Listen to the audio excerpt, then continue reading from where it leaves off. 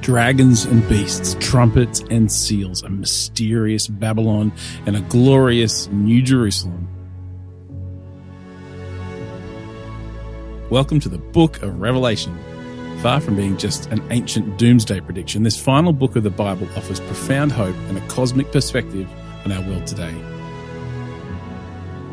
Join us for our series, Apocalypse Now, the Book of Revelation, as we unpack apocalyptic imagery, unpack the historical context, and discover why Revelation isn't about predicting when the world ends, but about finding courage to live faithfully in the here and now.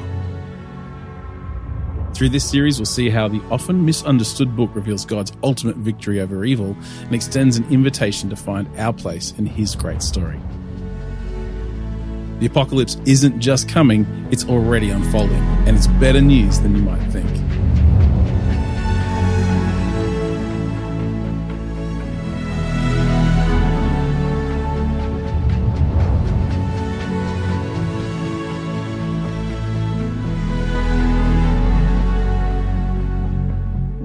Hello and welcome to Bible Streams. This is our podcast all about Scripture, digging deep into the things of God in His Word. We are we're approaching the middle of a series on the Book of Revelation called Apocalypse Now. The middle? We're approaching the middle. Really? You think we're in the middle of the series? Approaching. Okay, Yeah. Approaching. That's fair enough.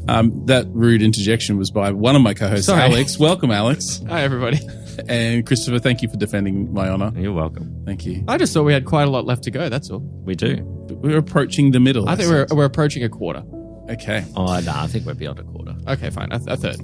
As you will work out very quickly, all of these numbers are symbolic anyway. So, how are you both, gentlemen? Good. Yeah, good. Struggling. Rousing down. response. No, Great. It's a joke. It's a bad joke. Oh, it wasn't a bad joke. There's worse ones to come. It's Brace true. yourself. We are picking up today in chapter 6 and 7, and we'll delve into a little bit of chapter 8. Gentlemen, just give us quickly the story so far. If people are joining us for the first time, what's going on? What are we doing? Well, what they should be doing is listening to the previous episodes. Great. But other than that, Yeah, we so we won't tell you. Yeah. we're in the Book of Revelation, an apocalypse that is a revealing of divine word to John, who is then passing it on to specific people that he knows, various communities. We worked through those communities, churches in Asia Minor in the 1st century Roman Empire. And 7 of those churches are named, and they're given specific messages in chapters 2 and 3. And then we came to this kind of heavenly vision that John has been caught up in. And the first part of that, chapters 4 and 5, which is in our last episode, we saw a vision of the heavenly throne room, which seems to also be organized like the temple. Right. And there's this kind of worship, eternal worship that's going on there that involves the angels, involves some living creatures, and involves some elders, which in some way represent people, part of God's people. And they're ascribing great worship and honor and worthiness to God first on the throne, and then to this figure of a lamb who appears as though he's been slain, that then is identified not only as Jesus, but also with God himself. And at the end, we see he's handed a scroll, a double-sided scroll, so it's a very long scroll. Yes. With 7 seals, and he is the only one worthy to open those, and that's when we come to chapter That's where we left 6. it last episode. Yeah. Big cliffhanger. What will happen? Now we found someone who can open the seals. What will happen when we open the seals? Alex, any thoughts before we jump into? No, Yes, not really. that's Not not- really. I think that was pretty. It was That was good. Yeah, it was synopsis. a good summary. Yeah. We were in my class last night. We were teaching on the introduction to the Gospel of John, and I'll tell you, there was a lot of people very stressed about the authorship issues around anything really? that the Johns have written. Yeah. It does get confusing. It's very confusing. There's a lot of them, isn't there? Exactly right. And so- a lot of books named John. There Yeah. are Maybe, five. in maybe fact. there's only one John. exactly right. Yeah. So And it 2 is John and 3 John. Yeah. You were complaining about Joe's bad joke. no, So no, I told you there was no, more no. jokes coming, folks. It's good. So we today are going to start exploring what these 7 seals are all about, and it gets a bit more intense as we jump into this. So brace yourself as we get ready to pick up in Revelation chapter 6.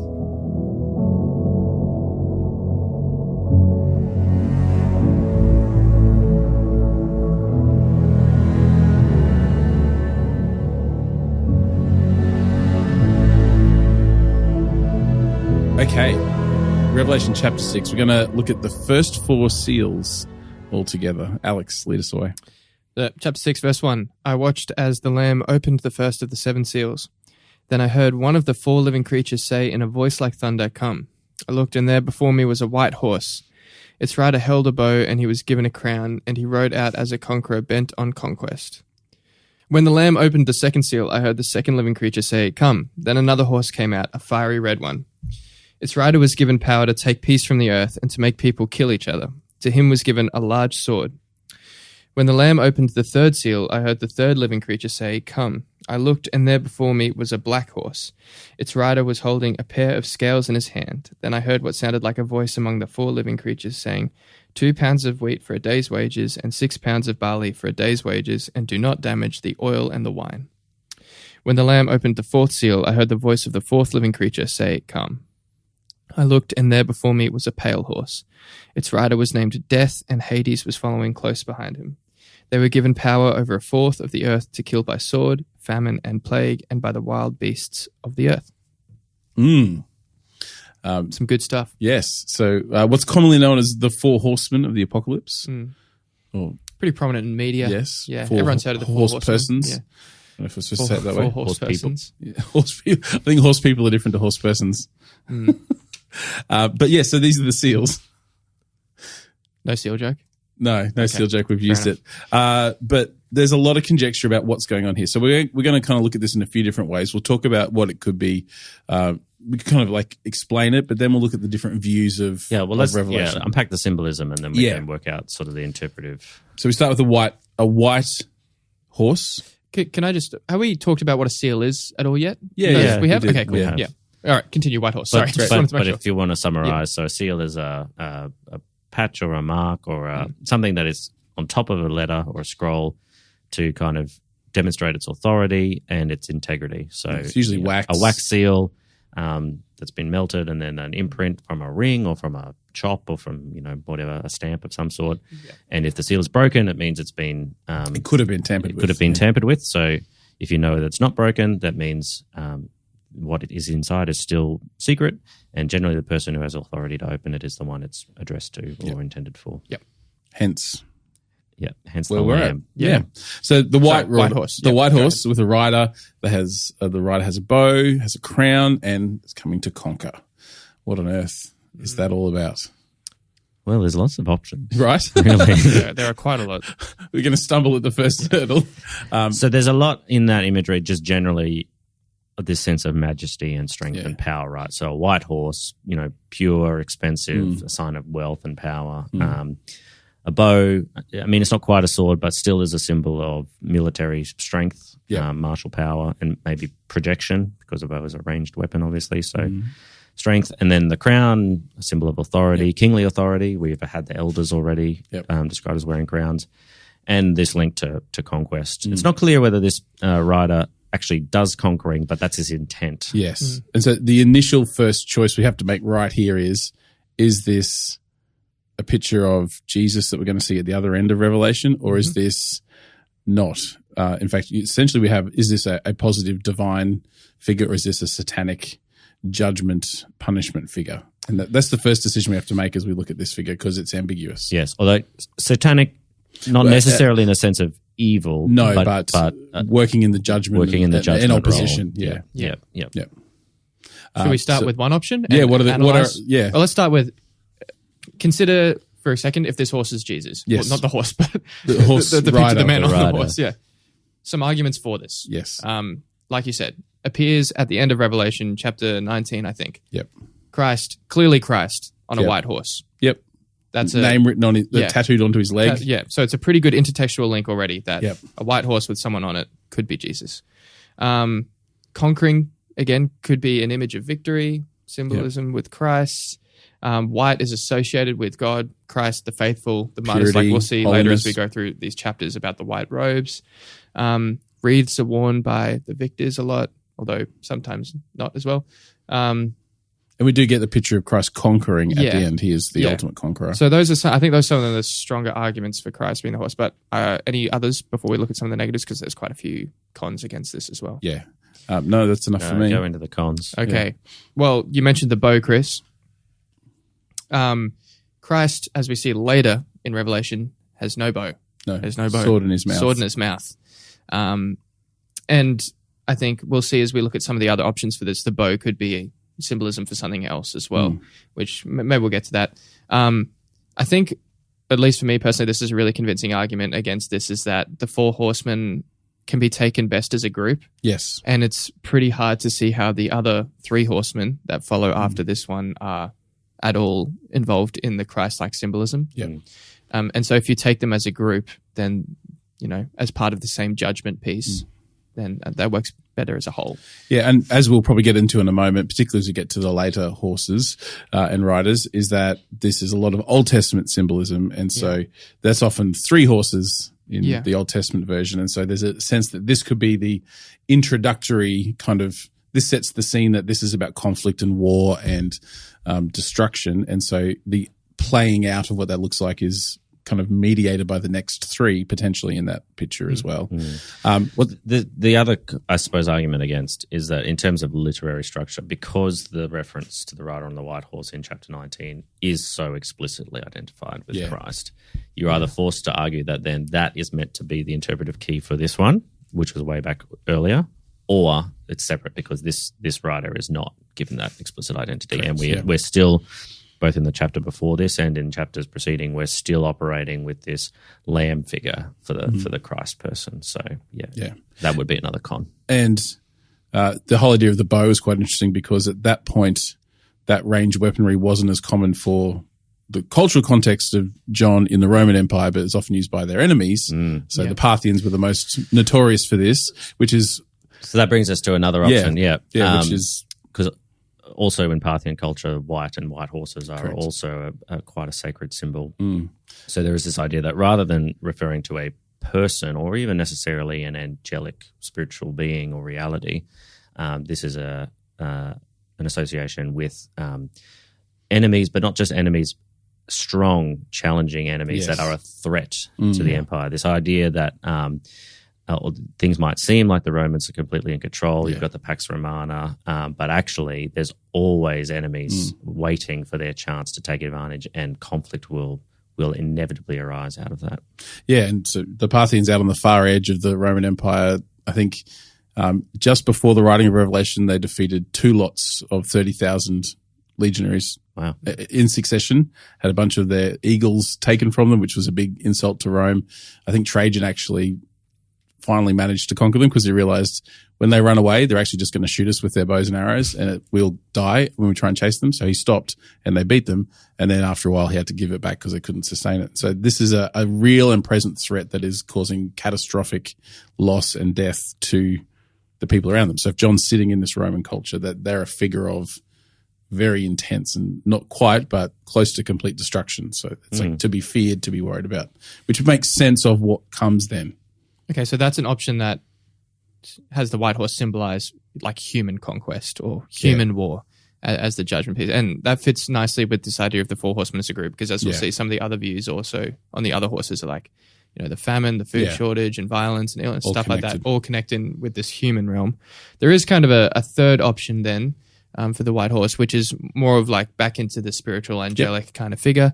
But this time it's like an antichrist type of figure, or like not necessarily satanic, maybe, but like an agent of in opposition.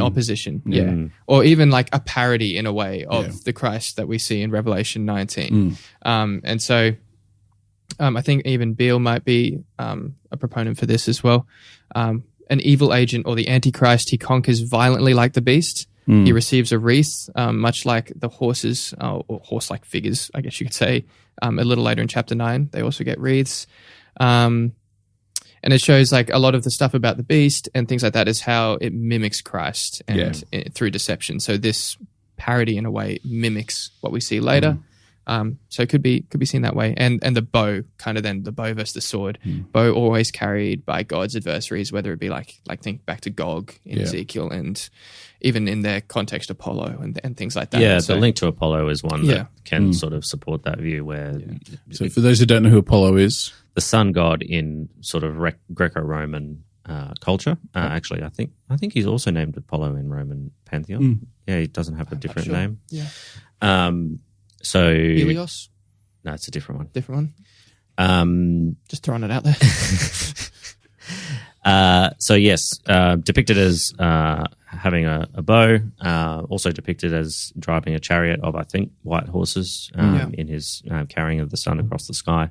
So potentially this, linked to a pagan figure as either a mockery of Christ or a direct opponent, or someone that the people of the world might offer their allegiance to, as opposed to Christ. Mm. So those are kind of your three options. Yes. Should we talk about what we think is the most plausible and the least plausible? Or should we just Go for leave it, it up Alex. to people's Give us your judgments? opinion. I personally think it suits best, no matter what you choose, that the Four Horsemen have to be taken as a group. Yes. As I one agree. picture of judgment. Therefore, that kind of leads me most towards the human conquest idea, because I think that suits best. But I can also see the elements of the mimicry and the parody of Christ kind of thing as well. So Yeah, I'm probably leaning towards the marriage of those views, where you accept Somewhere in the that this drive towards human conquest has a spiritual undertone, a starting spiritual point or driver. something, yeah. Which is, if you remember all the way back to the start, this is kind of that partial preterist view that this is indicative of something that we can understand, or the people hearing it would understand, but also speaking to something yet. So maybe some part of human nature or the world as it is, or even maybe future events potentially, but not specifically trying to tie it down to one. Oh, this happened in that year kind of thing. Yes. Yeah. Yes. Yeah, well, that probably takes us to the next horse. But just before we do, I think it'd be remiss of us to not talk about the Zechariah passages. Well, that kind of leads us into the kind next of leads one. us into the next ones. Yeah, so Zechariah 1 and 6, I think. 1 and 6. There's three horses. Yeah. So this idea of the horsemen as a group, in a way, is not new to Revelation. It's And horsemen who are carrying judgment on behalf of specifically. God. Yeah. So Zechariah 1, there's this little verse 8.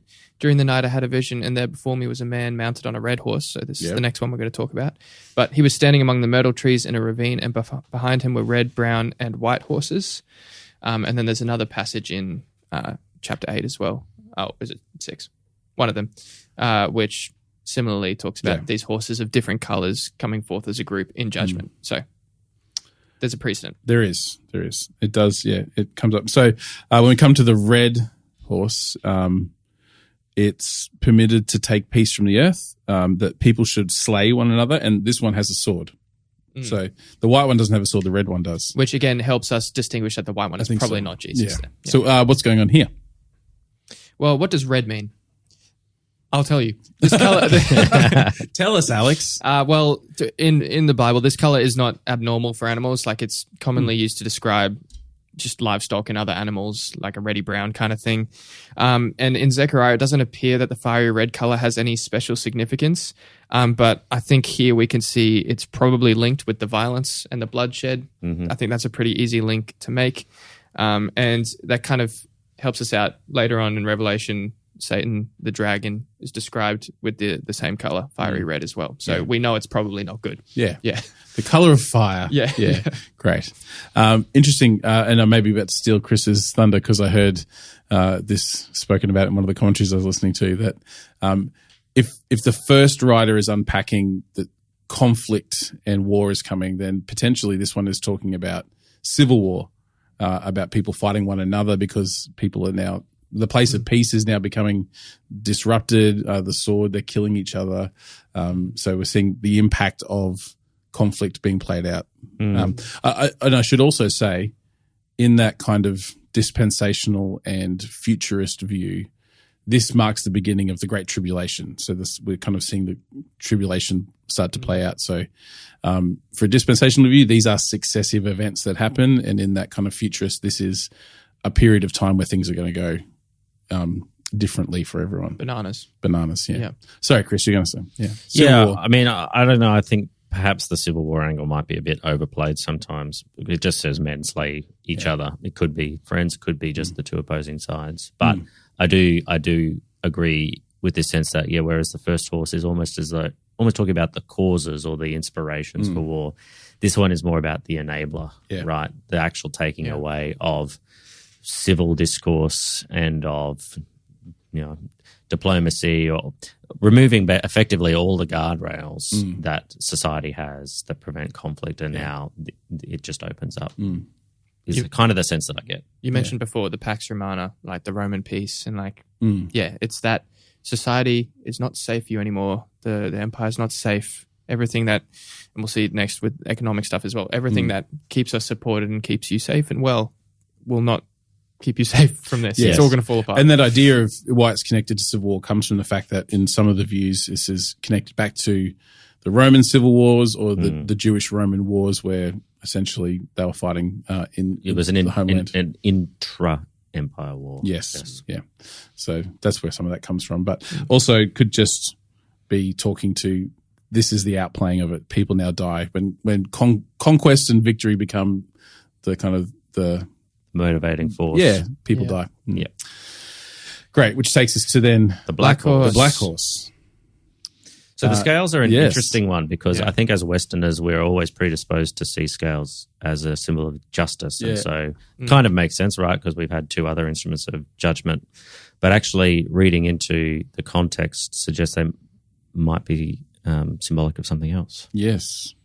Better used in commerce, probably more frequently. So, it's the classic image you see. It's like he's drawing it in the air. For listeners it's like at a home, pole and two bowls on either side suspended. Yes. It's that kind of scale. And like the one in food and things Lady like Justice that. holds. Weighing goods when you're purchasing things.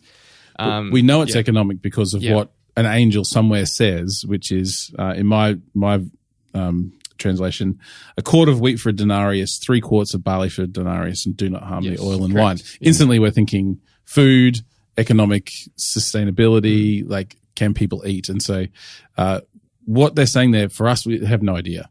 But essentially that's saying it's now going to cost you a day's wages to have just enough food for one person to eat. Yeah, so traditionally this writer is always linked as the writer of famine. But that word's not actually used in this particular passage.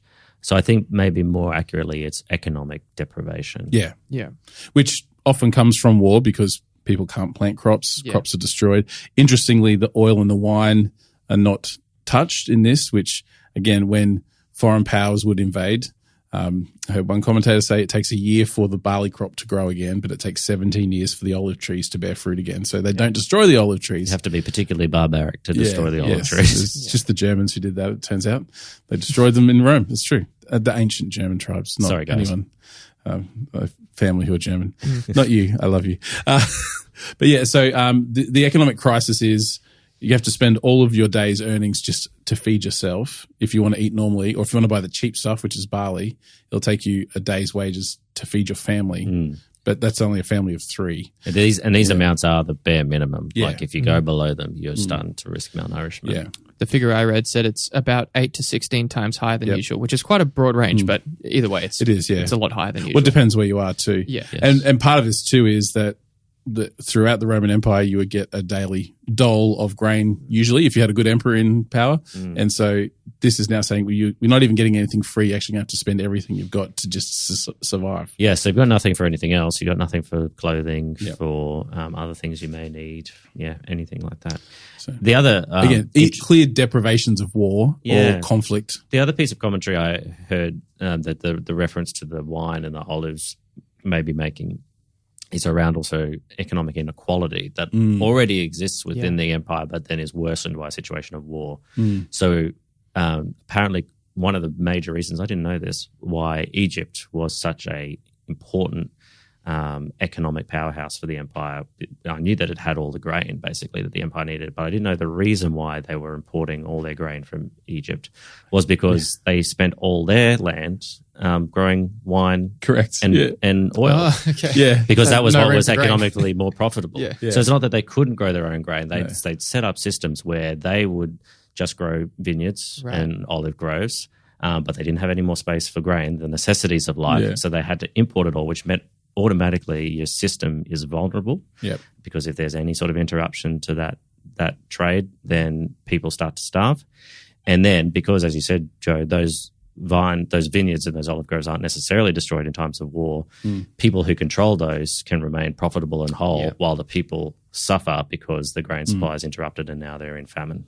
Yeah, right. There you go. So historically connected to maybe what's going on in the Roman Empire at the time, or particularly if you're looking at focus on Israel, the siege of Jerusalem potentially, if you've got that kind of historicist or full preterist view of Revelation. But even in the historicist view, the churches we've heard mentioned in Asia, that was a region where those sorts of practices were quite common. Exactly right, yeah. So lots of vineyards and not much grain. Yeah.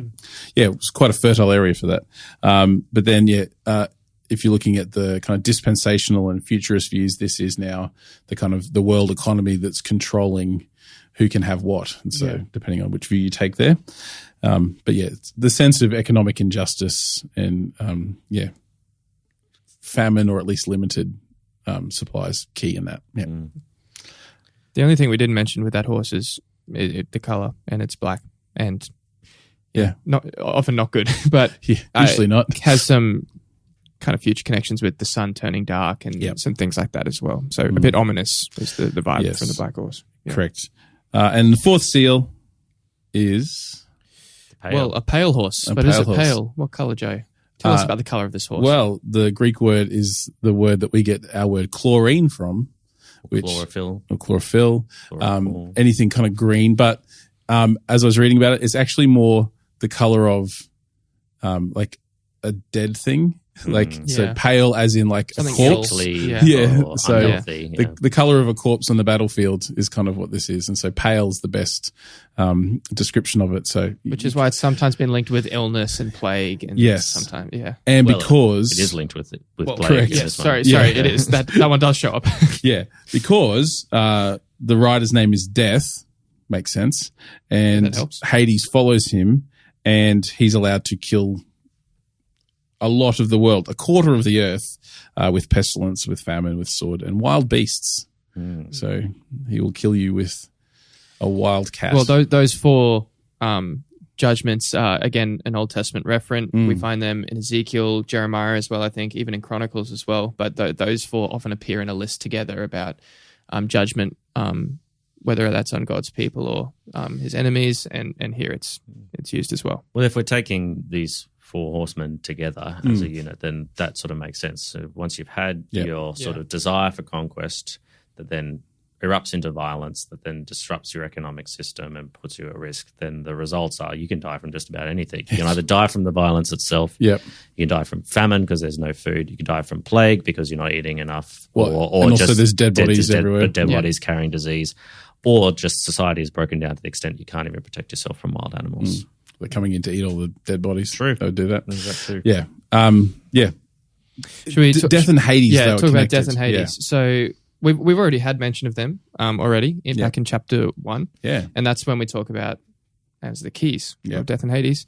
And here they're named again in tandem as well. So are they the same person? Are they like, a lead guy and the one following behind? What's kind of the situation here? I've got a pillion passenger on the back. Yeah. Good question. I mean, even in the Septuagint, which is the Greek version of the Old Testament, Death and Hades are often connected.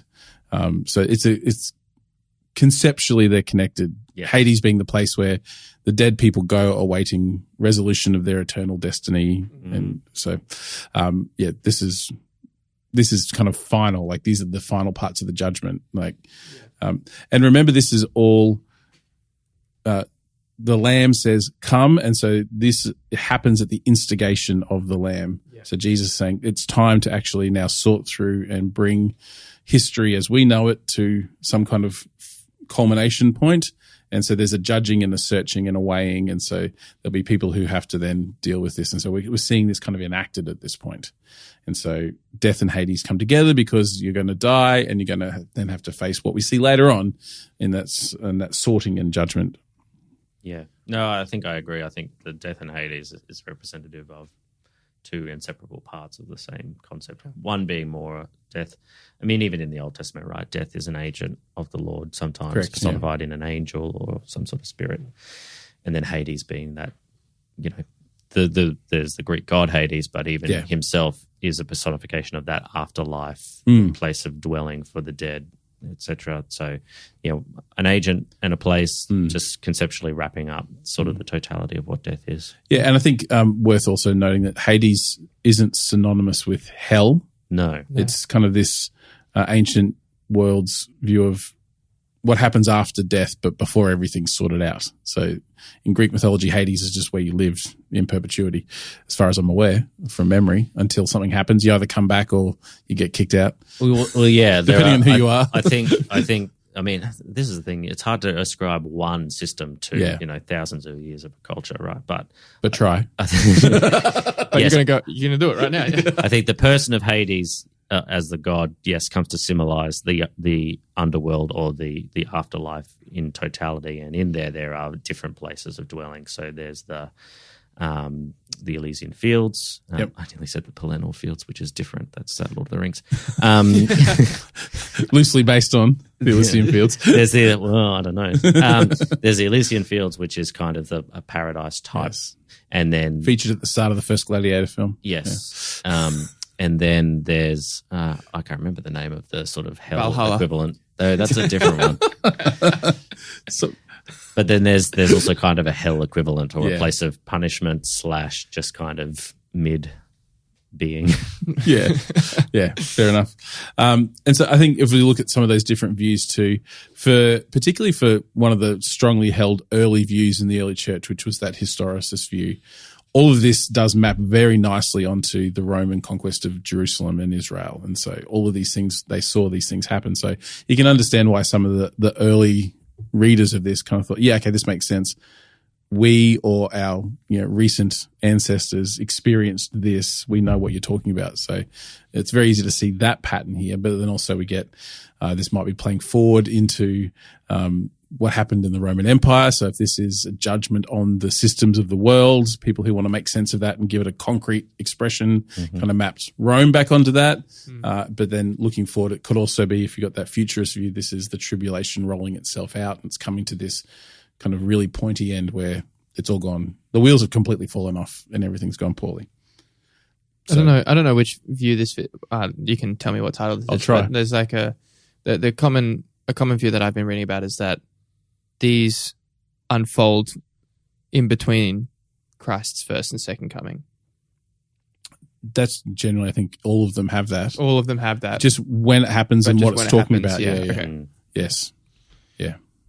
And so this does sit in that in between. So this is, again, depending on the view, either precipitating or because of the absence of Christ, this happens. So he's instigated it for whatever purpose. Yeah. So, yeah. Which, maybe we'll come to this, but I think plays a little bit of havoc sometimes with our nice, modern, comfortable view of God as a loving God and what it means for him to be sovereign over these agents of effectively chaos and destruction. Yeah. But maybe we'll come to that at the end. Why not? The end of the book or the end of this episode? Maybe we'll touch on it again this episode. Vaguely sometime, that's not now. We'll have to find out Yeah. because we're about to hit the fifth seal.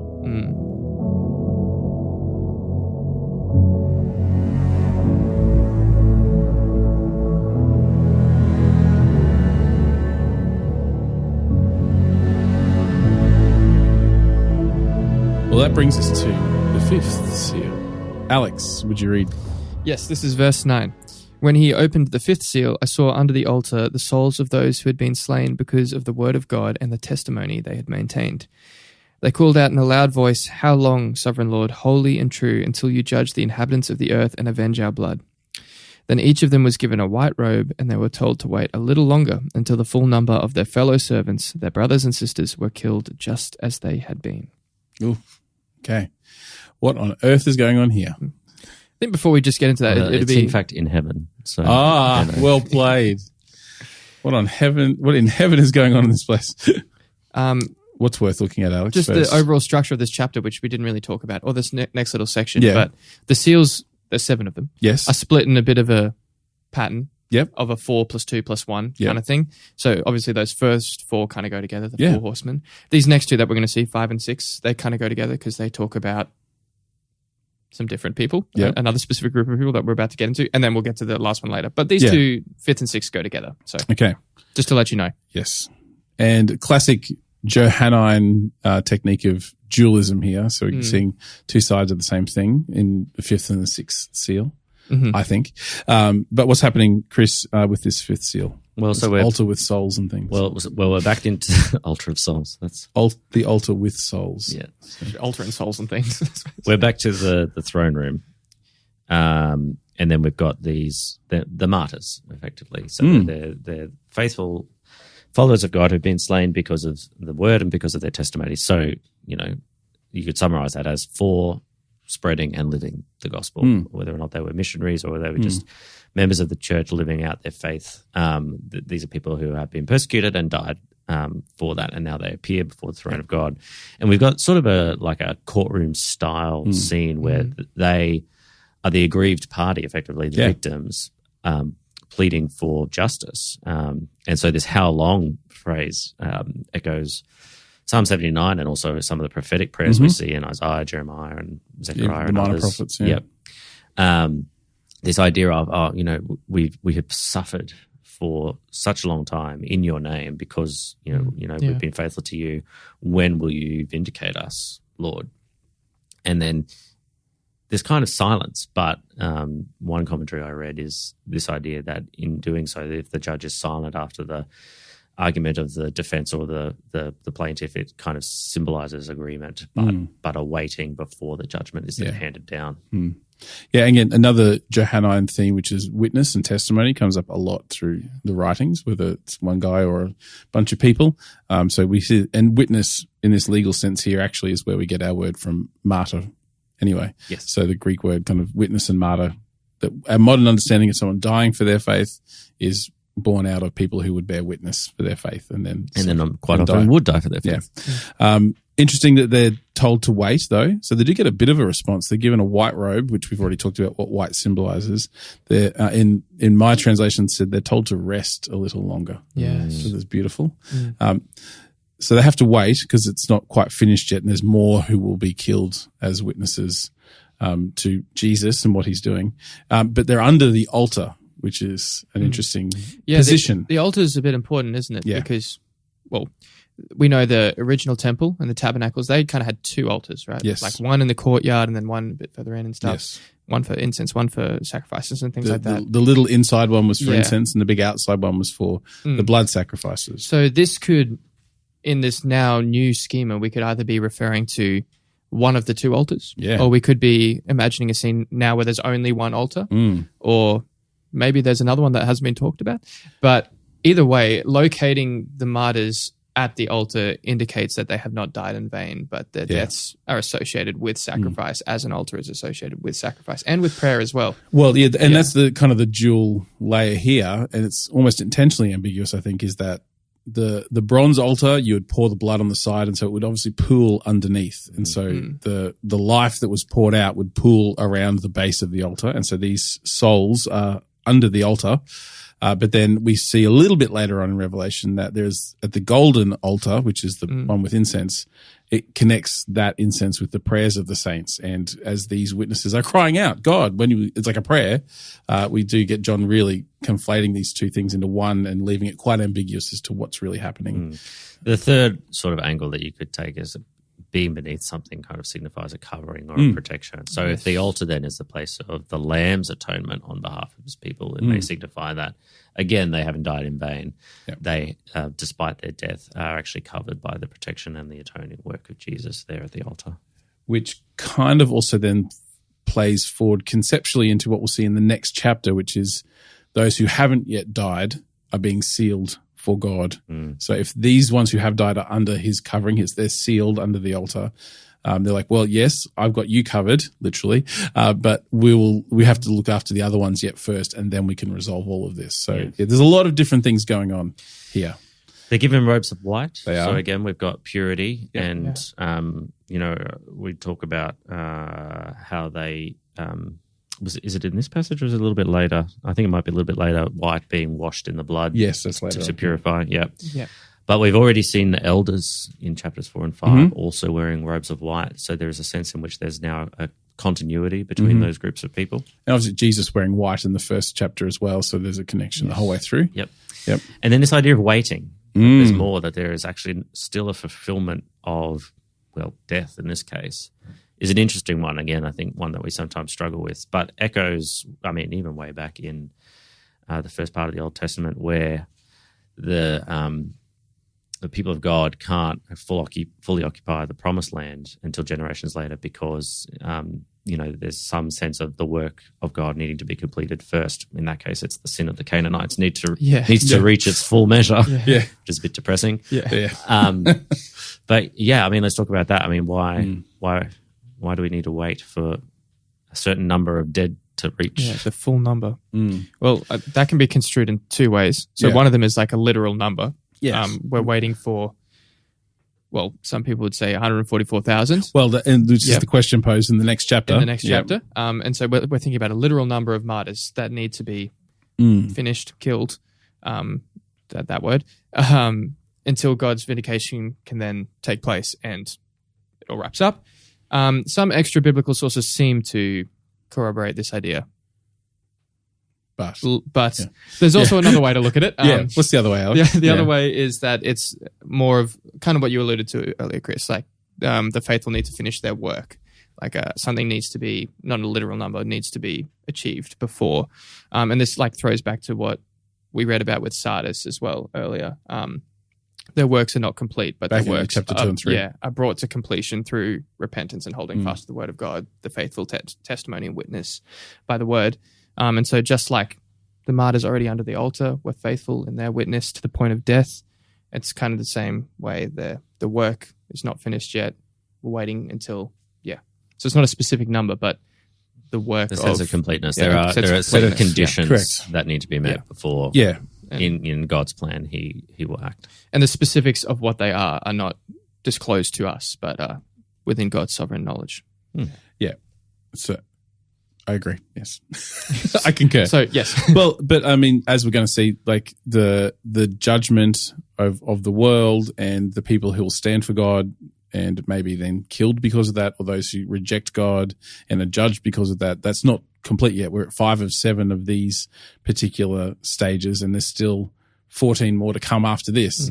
And however we slice that pie, we're still halfway through the story. If these 3 lots of 7 are doing the same thing but from different perspectives, or if they're 3 lots of 7 that are sequential, regardless of which, we're not at the end at this one. So that's where we're at. Quite key.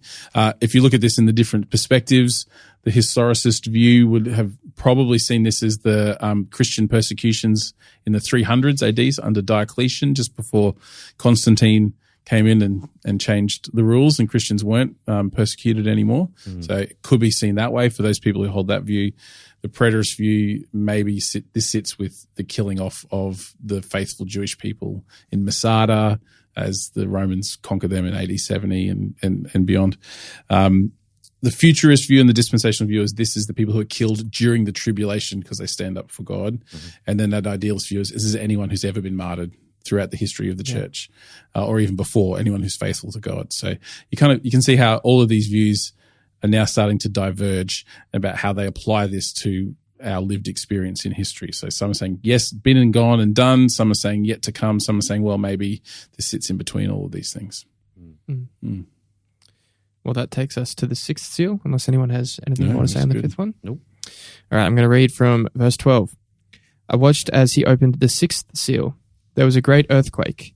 The sun turned black like sackcloth made of goat hair. The whole moon turned blood red, and the stars in the sky fell to earth as figs drop from a fig tree when shaken by a strong wind. The heavens receded like a scroll being rolled up, and every mountain and island was removed from its place. Then the kings of the earth, the princes, the generals, the rich, the mighty, and everyone else, both slave and free, hid in caves among the rocks of the mountains. They called to the mountains and the rocks, "Fall on us and hide us from the face of him who sits on the throne and from the wrath of the Lamb. For the great day of their wrath is come, and who can withstand it?" Now it's really getting serious. Yeah. So this is number 6. Lots of things happening: earthquakes, sun, moon, all of these things. What's going on here? Well, these are kind of all symbols or images of physical manifestations of God's judgment on the earth and the entirety of his creation. I mean, just the earthquake and the sun going dark, we see at the death of Jesus himself, right, in the Gospels. It's like a cosmic reaction to what God's doing. Yeah. A symbol of both wrath and, I think, pain, and regret, in that sense that God may regret, the actions that he has to take in order to achieve justice in the world. But these are all pretty hectic, and they're full of portents that for the ancient world would have left you in no doubt that the gods or God, whoever you happen to believe in, are particularly angry. Moon turning to blood is obviously a result of a lunar eclipse, as opposed to the sun turning black, which is a solar eclipse. Both very much cosmological, astrological portents in the ancient world. Stars falling to Earth, again, can be interpreted in lots of different ways, but if it's all happening at once, that's pretty scary. It's a bad day.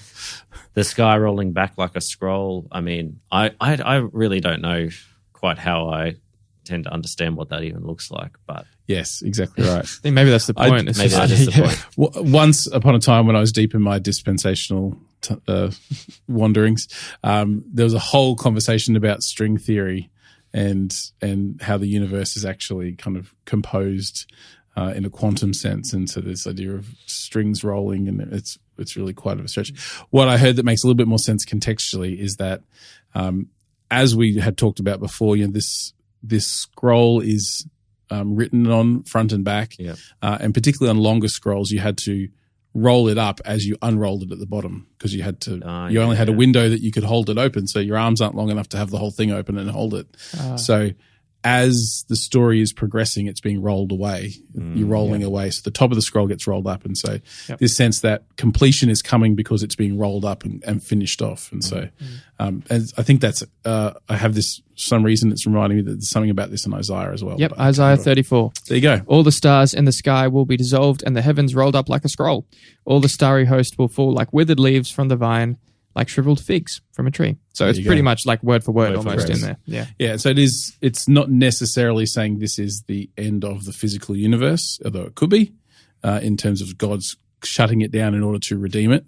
But it is this cataclysmic God's bringing a final judgment at a key point. It's also extending, this to the universal scope, the mountains, like the very high places, the islands, the most remote places, the sun, the moon, the stars, everything. And then we're about to see this with every type of person imaginable as well, listed in verse 15.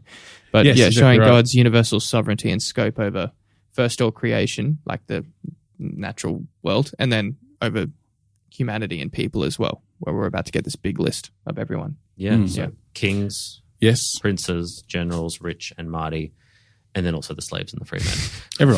Everyone is in view. But I think it just strikes me that the particular focus on the mighty and the elite and the wealthy, not to single them out, I think, for extra punishment, but just to really make clear that they're not getting away with it either. Everyone is coming under the judgment. Because you would expect, right, if under an ancient religious system, that if anyone is going to see their way clear, right, it's the kings, right, the sons of the gods, or the priests, or the wealthy who seem to have the gods' favor. They might make it, but no, actually, in reality, everyone is equal in terms of this judgment being levied on them. And throws back to what we saw with the Four Horsemen, like your societal status and your place there, your wealth, your economic fortunes, your property, that's not going to protect you. Even the wealthiest, the most powerful, also come under the scope of this judgment. Interesting too.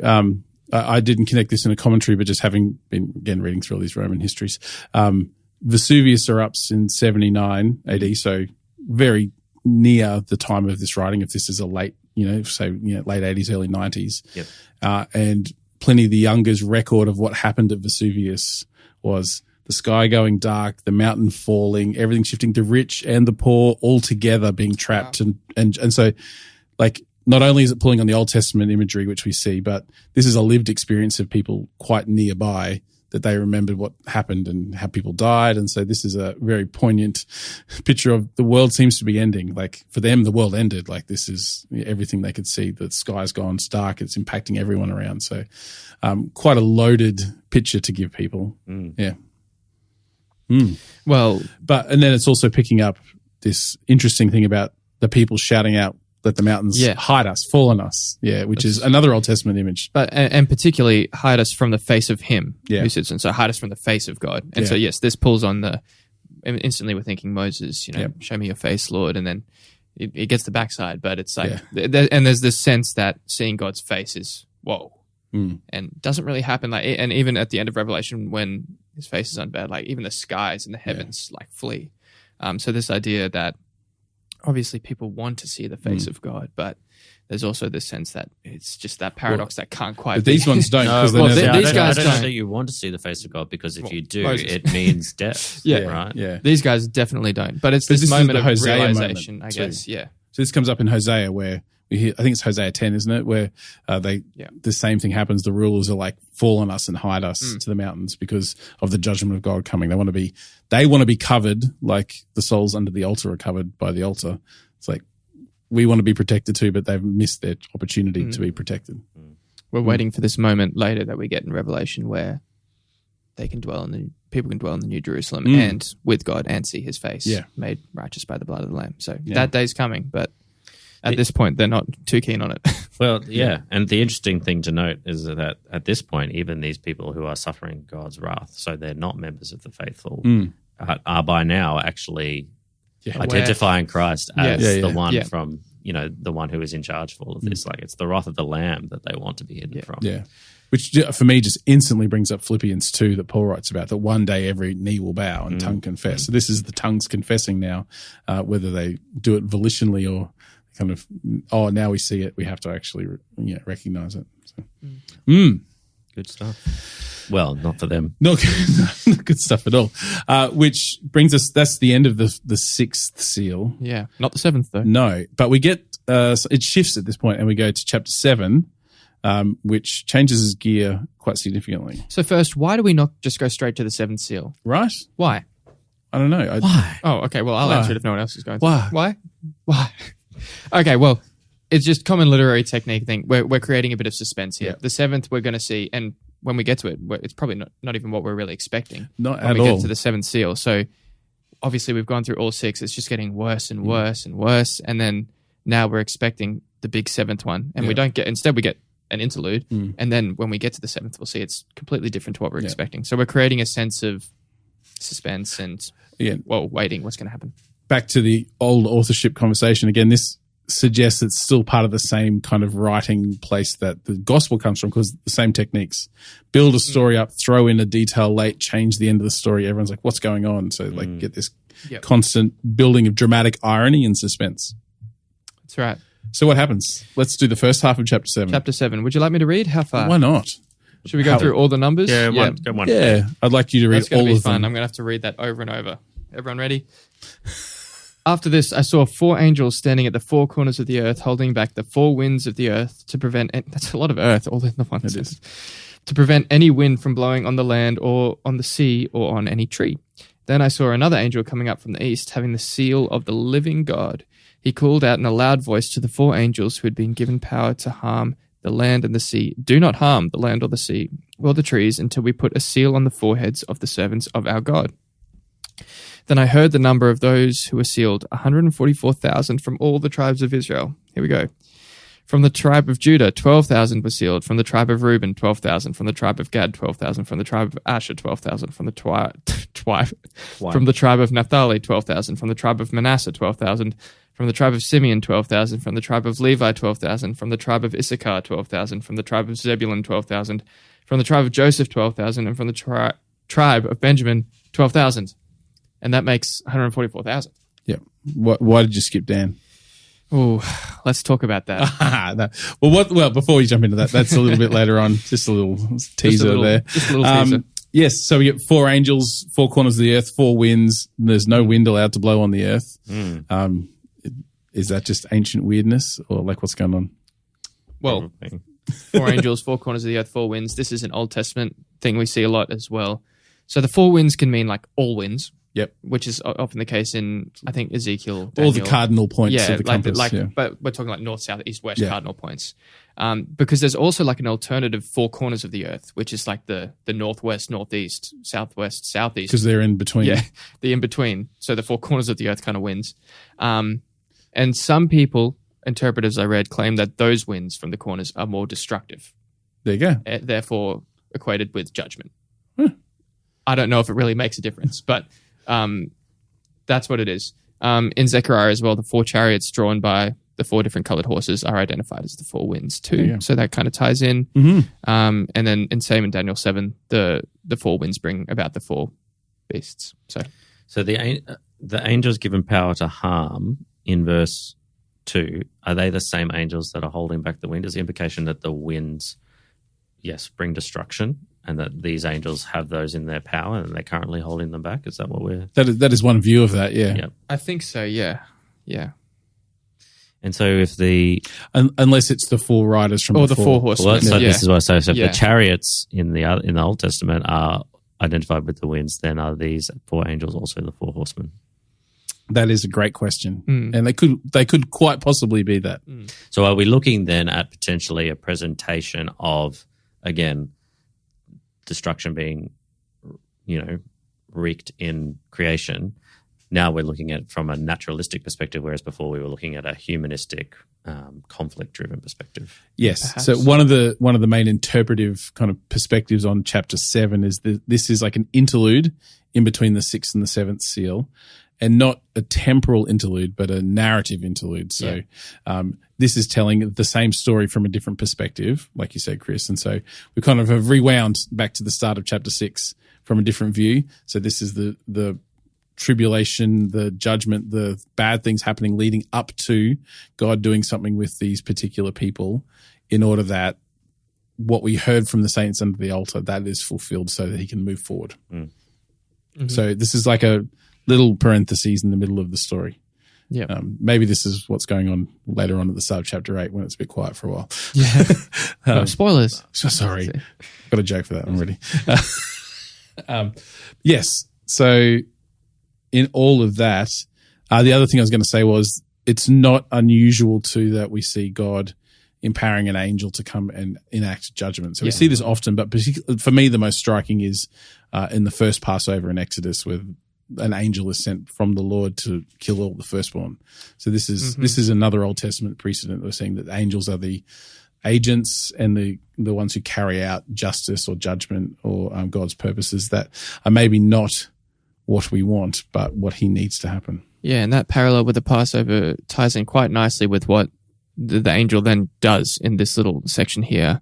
Do not harm the land or the sea or the trees until we put a seal on the foreheads of the servants of our God. So very similar to how angel at Passover went, or the people were instructed to, mark their doors. So it was a symbol that the judgment would pass over them, hence Passover. And everyone else, unlucky, well, that's maybe not the right word for it, but disobedient, I think is the word. Yeah, for, exactly, yeah. So this angel that comes up and has the seal of the living God, Mm. is that a new seal? Is that a different seal? Is it one of the 7? Or is it the object of sealing as opposed to the actual seal that ends up? Yeah, that is a great question. It does seem to be that this is it's connected conceptually, but this is a different act. This is something's going on. Yes. How I read it is he's coming up in order to seal the people. So for me, this is like he's bearing whether it's the ring or the chop and the wax or whatever, the tools that are used to seal is what he's carrying. As opposed to the object of the piece of wax that has been the seal already, which is what he's been undoing prior to this. Yes. Yeah.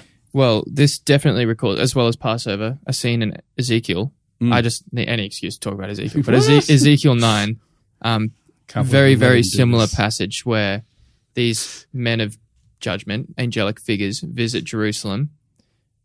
The 7 of them. 6 of them have swords and are about to kill everybody. And then there's a 7th one, a man in linen, and he's got a little kit with him, a writing kit, and he goes around sealing people who are the righteous and who are all throughout Jerusalem, who are in despair over how the city's fallen and to sin and things like that. They go around, he goes around marking everyone, and then the 6 angelic figures go and then slaughter all the wicked in the city. And then after that, God's presence departs Jerusalem. So it's a bit of a sad moment in Israel's history, but it's a very similar parallel here with Passover as well, and with this Revelation passage of sealing. So there's definitely precedent for sealing the righteous and then the remainder being having judgment cast on them. And we pick up too, as well in this, the dualism of John, that we're going to see a parody of this later where the ones in opposition to Christ want to do the same thing, to kind of mock or to create an oppositional force to the one that has already been kind of created by God and this angel. Yeah. So, and later we'll get the mark of the That's beast. what I mean. Yeah. So didn't Just want to naming spoil it. Sorry. Well, We're not reading that bit today. So. man, people didn't know that bit was coming. Oh, sorry. No one knows about the mark of the that's beast. not the bit that people talk about the most. You're right. But it does bring us to the fact that there's this 144,000 and quite explicitly described 144,000. Yeah, split pretty evenly, hey? Well, should we start with the number first before we talk about the tribes and things like that? Yeah. Well, yes, 12,000 by 12,000. No, 12,000 by 12, I should say, not 12,000 by 12,000. That would be a lot. That's a lot. So, Don't have room for that many. insofar as 12 Sorry. represents the fullness of the people of Israel in terms of, God's original covenant people, the 12 tribes, it is a complete and encompassing, inclusive number. And if you've got 12 times 12,000, it's particularly large and inclusive and encompassing, so representing a fullness in some sense. So you're saying symbolic? I'm just saying it could be. It could be. Okay. It's full. Either it's literal and there's no more coming in, or it's symbolic. Either way, it's a completeness and idea. It's complete. Yeah. Interesting. So is it actually that many people from those tribes? Should we be thinking literally as well as it's got a level of symbolism because of the 12s? What have been the different perspectives on this over time? Because this is some of the best reading you can do in a Revelation commentary. Has it been done before? Yeah. So what are the options here? Well, if you take the perspective of our letterbox dropping friends who stand out in the street in their nice clothes and hats, it is very literal. Well, it was. It was. Yeah. There would be 144,000 who would be saved. Who will be saved, or at least the most saved. The most saved. But as soon as that number was hit, they had to come up with another plan. Yes. I think you get a different Earth now. Yeah. But there is a view. Still cool. It's not particularly common to say these are the only ones who are saved, but there is a sense in which this is a special group. If you take it literally, a special group either of the original martyrs or of the highest saintliness, who are marked for a special calling and then especially protected or saved or commissioned for some sort of service within this. So is that period. Is that only a Jehovah's Witness view, or is that more widespread? No, it's a little bit more widespread, but it's not super more. Yeah. It's not particularly common. Yeah. So and the other view is that this is literally going to be 144,000 Jewish Christians who are saved at some point, who then become ambassadors or witnesses to Jesus. Yes. So some kind of special role. Yeah. Jewish, which is kind of, some people take this from Romans 11, which is connected to that. And so there's a variation on that view, which is less literal in terms of the numbers, but still interprets this as referring to the Jewish remnant that will be saved. Yeah. So, in a positive sense that supports this particular view is that there seems to be in Paul's writing some sense that there'll be a moment towards the end of history and the fulfillment of all things where many Jewish, ethnic or potentially religious Jewish people, it's hard to say from the text because of its first century context, would become followers of Jesus. Contra to that is that 10 of the 12 tribes seem to have essentially disappeared because of the judgment of the Assyrians in 722 BC. And so this is very hard to, would John have been thinking the 10 tribes which have gone into oblivion will suddenly be magically reappeared or spiritually reappeared? And then there's this challenge that you alluded to at the start, that one of the tribes is not mentioned at all. Correct. And then another of the tribes is mentioned by a different name. Yes. Which we're not expecting. So, I think that's obviously significant, but I can't make heads or tails as to why it's significant. But just explain what's going on there. Yeah, so the tribe of Dan, traditionally... Should we talk about the symbolic view of this first before we do the names? Maybe we'll get to that in a second. Okay. Yeah. Do you want to do the names first? The tribe stuff first? Well, I'll just say, so the tribe of Dan is not mentioned at all, and the text doesn't give us a reason as to why. No. And then the tribe of Ephraim seems to be mentioned, but not by that name. So the tribe of Joseph is mentioned, which we assume must be Ephraim because Manasseh is listed separately, and Manasseh and Ephraim were the sons of Joseph. Yeah, so traditionally there's two half tribes, Ephraim and Manasseh, and they were collectively known as the tribes of Joseph. So to have Joseph and Manasseh is weird. Quite unusual. And we know, because Alex has talked about it ad nauseum, that when the type scene breaks, it's for a reason. So I think we should make it up to Alex to find out why that reason is there. Yeah, we can go through some reasons soon. I've got a lot, actually. Great. But first, on the 144,000, Yes. just ducking back to that on the number quickly. For a more symbolic interpretation, or like you alluded to first, something that really helps that is if reading it towards the end in Revelation 21 as well. Great parallels here in the numbers. The New Jerusalem measures 12,000 stadia on every side, making it a perfect cube. Yes. Fantastic.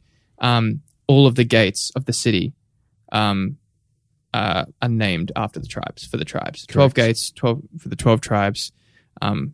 Everything's in the multiples of these 12,000. Like we've talked about before, the numbers are very significant in Revelation and in apocalyptic literature for their symbolic purposes and things like that.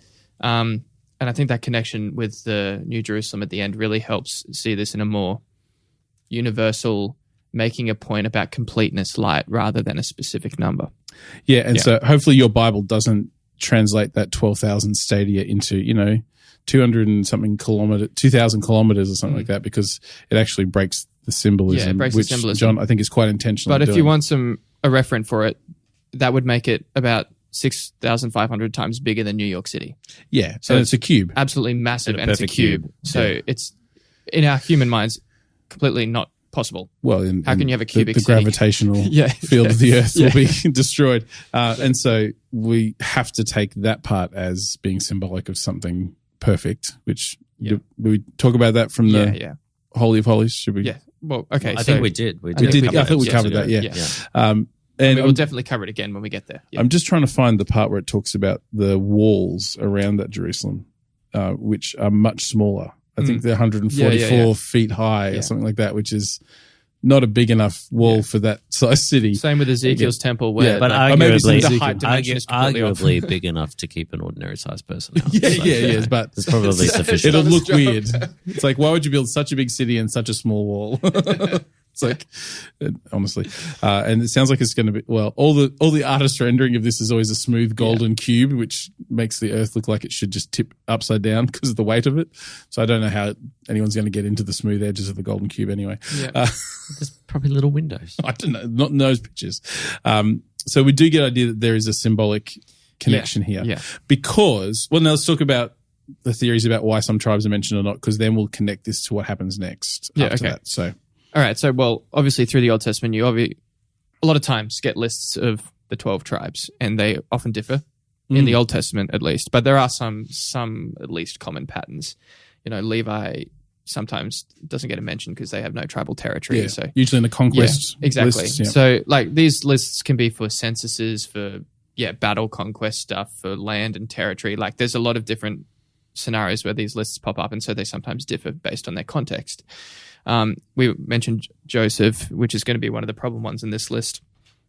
Joseph's territory was divided among his two grandsons, Ephraim and Manasseh, so they invariably appear or not appear, or appear as Joseph, And so we kind of have those precedents already.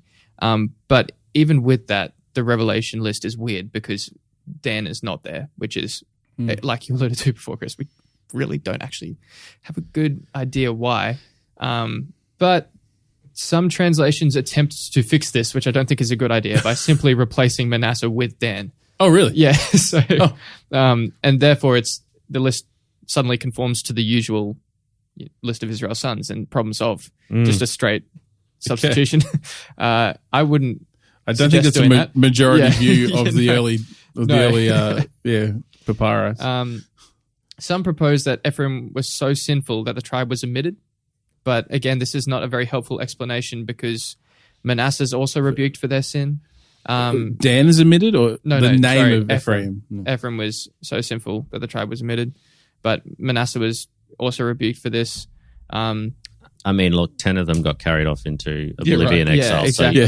So he's really the worst. If they're all redeemable, right? Surely. Yeah. Maybe Ephraim was fused with Joseph, since the two were closely identified sometimes in the Old Testament. Again, that doesn't really do a good explaining. Dan is just really hard to understand. Most people, the most common explanation is that Dan is known for idolatry, greed, persecution, but like you said, a lot of the tribes kind of get that. But Dan are particularly bad throughout the Judges period. So the other reason why I've heard that Ephraim might not have gotten mentioned by name is that the territory that was the territory of Ephraim, I think, ended up being where Samaria was the capital of the northern kingdom. Yeah. And so there's that, and then passed down to the Samaritan people, there would have been a cultural sort of antipathy towards that region and those people who continue to exist there. And so that might be a different name. Yeah. Soften the blow a bit. Yeah. There's also a interesting little minority view where Dan, people thought the Antichrist might come from Dan because of its tribal territory in the north. There you go. Well, that's where all the bad guys came from generally. Exactly. So I mean, some from the south, but predominantly, particularly in Ezekiel's catastrophic end-time eschatological conflicts, they're all coming from the north. Yeah, and like the Babylonian invasion, et cetera, et cetera. So, but I mean, that kind of gets broken a little bit in Revelation because enemies come from a lot of places, and good people also come from a lot of places. Correct. So, and the other thing that we haven't talked about before we just kind of wrap up this and move into the next section. So I'd just like to point out that I might actually be incorrect what I said before. The little maps at the back of my Bible actually suggest Samaria was in Manasseh's territory. So who knows? There you go. So it's just a complete unknown. It's all just... At least you fact-checked yourself. Just conjecture. Well done. Yeah, it's all an opinion. Well, it's Revelation, right? This is the problem. The other way that this could be interpreted is because it's specifically about the sons of Israel, is that this could be akin to a military census, that we're seeing the Lord bring his end-time army, but this is an army that doesn't fight, but in contrast to the world system actually bears witness. So it's an army of witnesses and martyrs who will demonstrate the goodness of God. So it does have the sense of a military census potentially. But what's key, and as we transition into the second half of chapter 7, is that what we see in chapter 4 is that John hears a number of the sealed for 144,000. And then when we get to verse 9, we see a little bit of a contrast.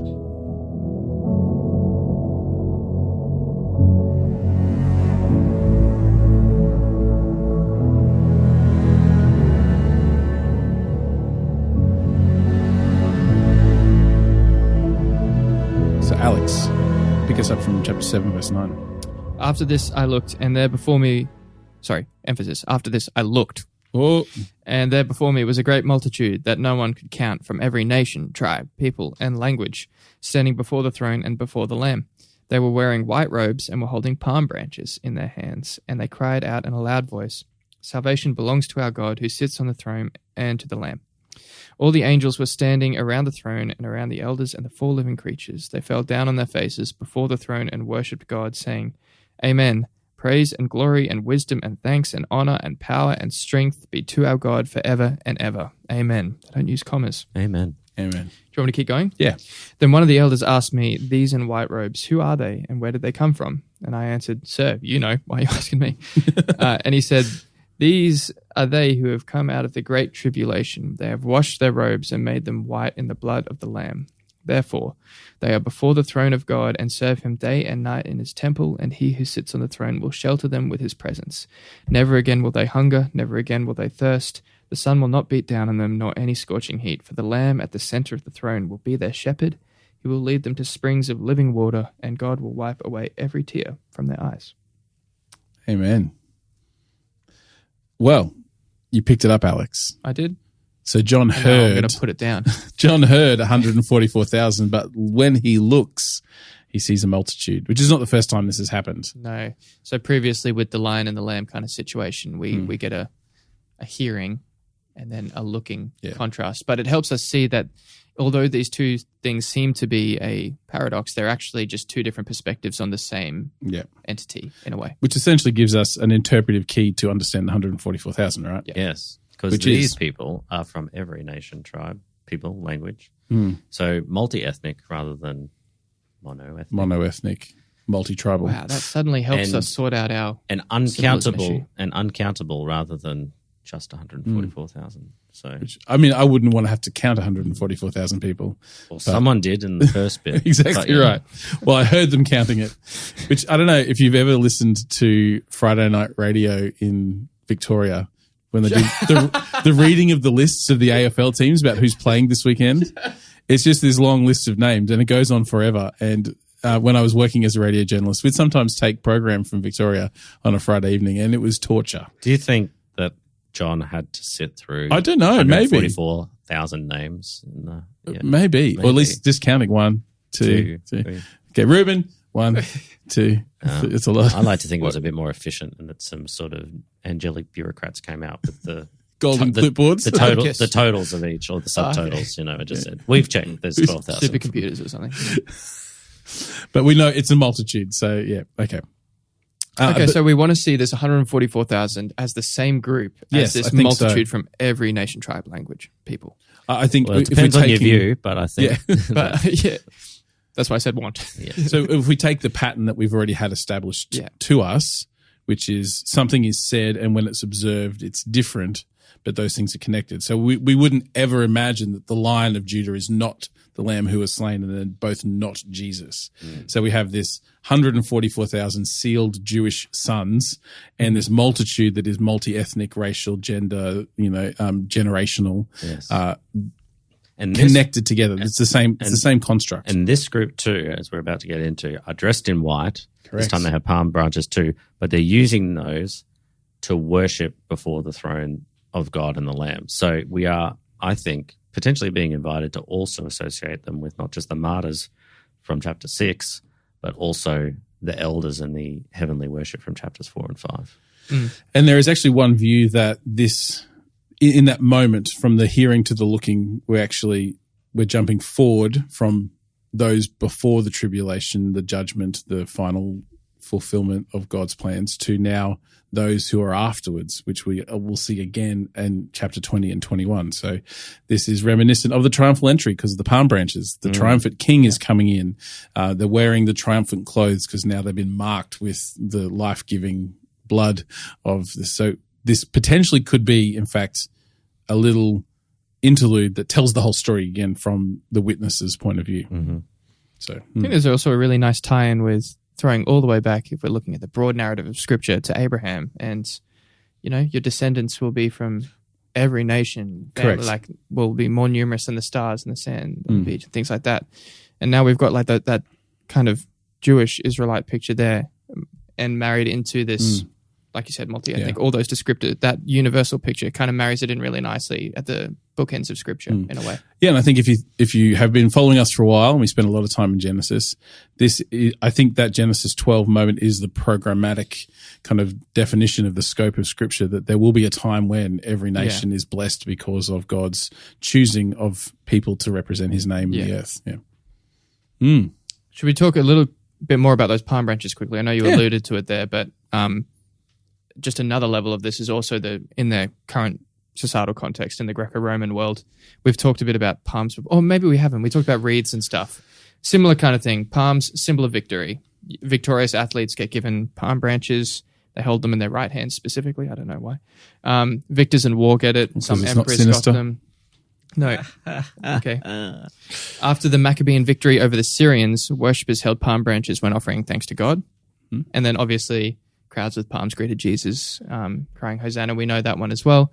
Well, and part of that is that the palm branches were a sign of rebellion against the Roman oppressors, because they would use the end of the palm branch to stamp their coins, because then it wasn't Caesar's face. That's right. So here, there are idea of victory and conquest and conquering and success. Yeah, and should be, hopefully, if you remember it from the triumphal, this is connected to that Hosanna cry, which is the salvation cry. So well, which they actually then go on to say, salvation belongs to our God who sits on the throne and to the Lamb. So fantastic. Yeah, that's it. So if you should be picking this up. John's wanting to connect all of these things, and this is why it is the last part of the Scripture, the canon of Scripture, and why John is blessed is the one who reads this, because it's actually tying together everything that you need to make sense of. And like you mentioned, Chris, we then see like a bit of a tie-in with that Revelation 4:5 picture of the throne room, because we get the elders explicitly named and the four living creatures in verse 11. Angels, elders, living creatures falling down on their faces before the throne and worshiping God. Yeah. Which is the argument why it's not necessarily the end of everything, because we have a different picture when it's all fixed. So again, there's interpretive options we have here. We get a fun little thing here. Oh, Chris, were you going to say something? Nope. Fun little thing. Praise and glory and wisdom and thanks and honor and power and strength, which is 7. Yes. Yeah, a sevenfold praise thing. It's pretty cool. Which we had in chapter 4 and 5, which is great. So a perfect praise. That's what I'm going to call it. Oh, there we go. Yeah. I see. Okay. Yeah. Is there anything, the song that they sing after they have washed their robes in the blood of the Lamb, is there any significance to what we see in verse 15 to 17? No, I don't think so. Let's move on. Alex has set you up. What are you talking about? Chris? Of course there is, Jeff. Sorry, are you talking about from verse 14 onwards? Is that what you're... Well, I was talking about their song from verse 15, but yes, we can pick up from verse 14, where he gets asked a weird question.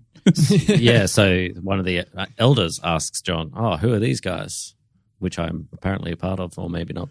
Anyway, and John says, you were here first. You tell me who they are. Is it kind of like really strange the conga line's coming around and the dude at the end's like, what's going on, dude? He's like, I don't know, man. You're on the conga line. Like, what's happening? So it does sound a bit like that. So these are those who've come out of the Great Tribulation, the Thlipseos Megales, mega tribulation. And that what I think is really interesting, that Greek word means to be pressed or squished. Like you'd use it about grapes in order to make wine. This pressing is like, it's quite evocative. Yes.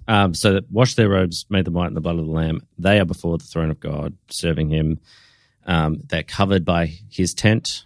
They will never hunger. They will never thirst. The sun and heat will not affect them. The Lamb will be their shepherd. They will have living waters and access to that. And there will be no more tears. What God will wipe away every tears. So if I'm picking up what you're putting down, Joe. I'm trying to. We're getting the sense that of all the seals that have come before, right, there was the Four Horsemen and all the destruction and the suffering that was wrought by that. That's the pressing. That's the tribulation. These have endured it. Maybe they've died and they've become the martyrs as a part of that process. But they're purified and vindicated by the blood of the Lamb. Now they're covered and they're protected in their state before the throne of God. The devastation that was wreaked, the famine, the oppression, the pestilence, that's not going to bother them anymore. They will never hunger again. They will never thirst. The sun is never going to, cause them to faint or give them heat stroke, burn them. And even death won't be a worry because they're not going to, there'll be no sadness. There'll be no grief due to death. God will wipe away every tear from their eyes and satisfy them. That's a pretty much a paraphrase of Isaiah 49 as well, which is really fun. And again, just shows the universal outward scope of our Old Testament fulfillment in the new now. So, this is just the start of the Isaiah 49. In the time of my favor, I will answer you, and in the day of salvation, I will help you. Like sets it up, and that's he's talking to his people Israel here, but we know there's also a double fulfillment. The 144,000. It's the great multitude. That then becomes a great multitude. Exactly. So then, verse 10 is they will neither hunger nor thirst, nor will the desert heat or the sun beat down on them. He who has compassion on them will guide them and lead them beside springs of water. So again, pretty much verbatim. Verbatim. Yeah, which again is also then evocative of Psalm 23, all these kind of things. John 4, exactly right. Well, multiple, John 6, John 7, living water, all these kind of things. Definitely bringing this, again, another key element of John's writing, whoever he may be, is this constant fulfillment theme.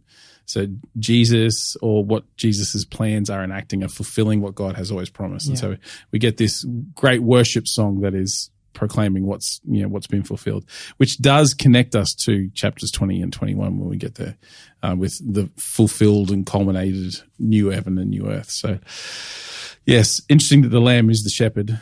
Yeah. Again, can't take it too literally. Again, another one of those paradoxes that just doesn't make sense. Exactly right. So, we've got to understand that. Is there anything else to say about that? Is that all? Have we exhausted?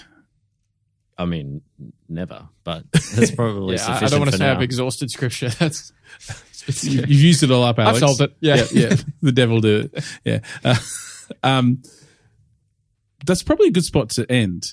We said we might jump into the start of chapter 8, but it's probably a bit exciting to stop there because we've finished the interlude and now we're going to pick up with the seventh seal. So maybe we'll pick up chapter 8 next episode because I think it will create a bit of momentum into what comes next. John leaves it on a cliffhanger. He does. So we're going to do that too. Quite regularly throughout his writings. Yeah.